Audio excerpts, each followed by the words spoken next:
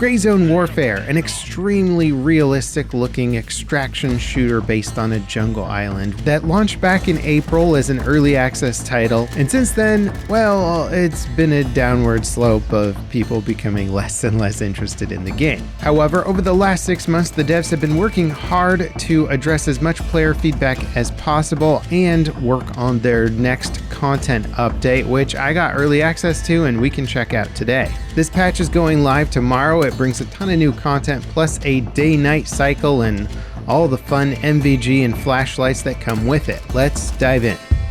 So firstly, the visuals in Gray Zone Warfare have been pretty darn impressive from day one, but this day-night cycle is taking it to the next level. And I think they struck a perfect note with just how the nighttime gameplay feels. Enemies are just barely visible as silhouettes against the reflections of water or dimly lit gas lamps. Other players will blend into the foliage like Predator. Gunfights turn into quick bursts of chaos that look a bit like flashbangs just going off everywhere. The update brings a new level of immersion to Gray Zone that honestly I wasn't aware that it needed, but now that it's here, it is such a better experience. Since launch, the game has received one major update that addressed a whole bunch of issues. It also got a variety of hotfixes and smaller patches that addressed tons of technical problems like server desync and bugged out quest systems. But tomorrow will be the game's first major content update since its early access launch. It's going to add 20 new tasks to the game, and it's going to revamp existing tasks that change locations and parameters around those missions. New high-value loot has been added to the world that you'll have to explore to discover. There's a new night vision system that's pretty darn realistic looking, plus you get some IR lasers and stuff to go with it, and the AI has been updated to be more reactive and dynamic, though it's not perfect, and we'll get into that later. So admittedly, it has been a while since I checked out Gray Zone, and jumping back into it, it was nice to see that a lot of the issues were being ironed out. For instance, helicopters now spawn near the LZ that you request them at instead of having to fly all the way from base, which can take forever and just slow down the game immensely. As beautiful as the helicopter flybys have been, they get old very quickly and they just become huge time sinks, so they've made a lot of improvements here, and I think they've also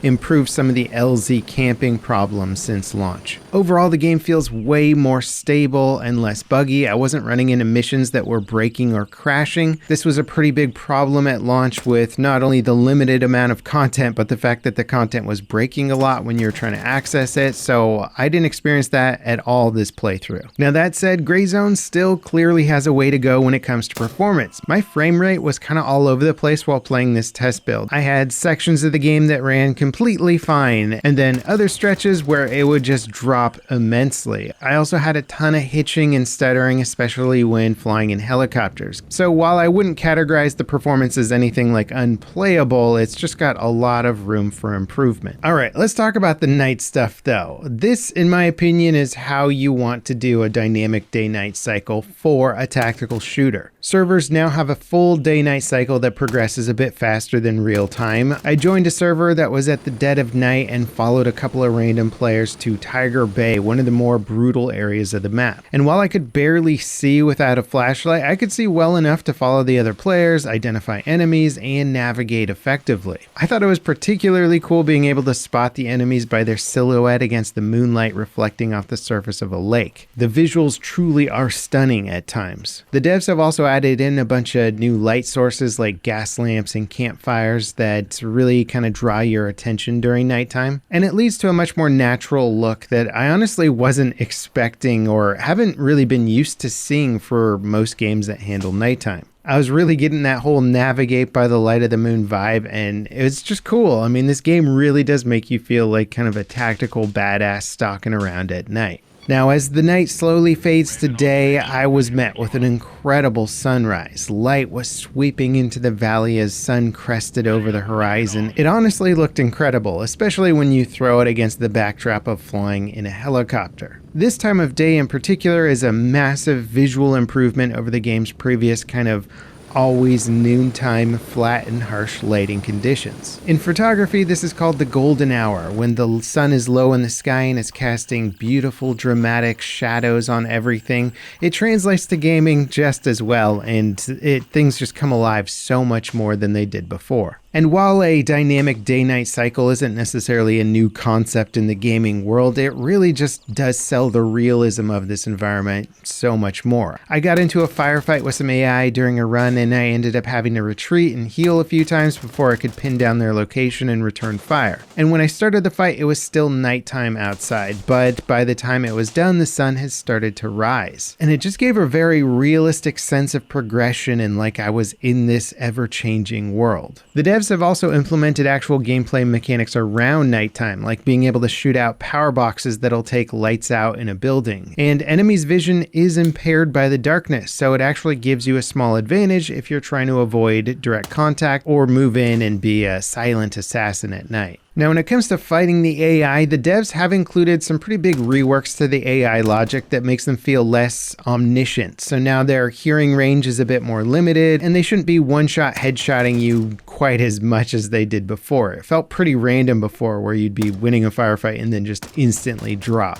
However, at the same time, the two guys I was tagging along with basically took out an entire village of enemies without any meaningful resistance, and they were clearly more experienced than I was, but just watching an experienced player move through the game quickly and efficiently made me think that maybe the AI aren't quite as good as they need to be. And at first I thought it was because they're just using suppressed weapons with subsonic ammo, but the guns in Gray Zone are still realistically loud when they're suppressed. And I started to realize that even during night and day, I'd kill NPCs right next to each other, and they would seemingly ignore their dead teammates nearby until they themselves were shot. At nighttime, it might be easier to explain that the AI didn't see somebody fall down near them, but at day, it's harder to sell that concept. So while the AI without question feel better, they still don't feel particularly intelligent or overly threatening. Now, I've been impressed with the progress that the devs have made in the past 6 months. I think the game is coming along quite nicely. I believe they've sold a decent amount of copies of the game, so hopefully they have enough budget to keep pushing the game forward to its final goal of having a lot more gameplay. I didn't play enough to really get deep into all the new missions and content. I hope there's something really interesting there, because the world does still feel kind of like there isn't really an end goal or an end objective. And part of that is because the actual end game hasn't been designed yet. The entire center of this map is currently off limits and will supposedly have Stalker-like gameplay elements associated with it. In fact, the game is very much inspired by the book Roadside Picnic, which Stalker is also inspired by. So there's a good chance we might be running into anomalies, mutants, radioactive fallout zone, all kinds of stuff in the center of the map, and that sounds like where the end goal of the game is.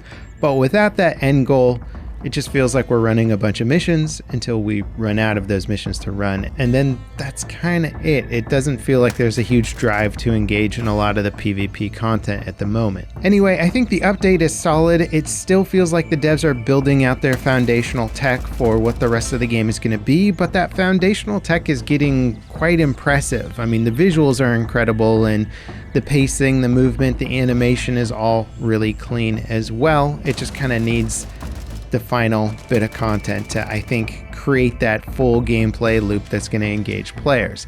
It's certainly worth checking out, especially if you already bought the game. The NVG stuff is pretty darn good looking. I think a lot of people are going to like the visuals of it. I'd be curious to hear in the comments if you're going to pop back in for this update, or if you already have, and what you think about it. And if you want to see another survival type game, check out my first impressions on Stalker 2. As always, guys, thanks so much for watching, and I'll see you next time. This is Level Cap signing off.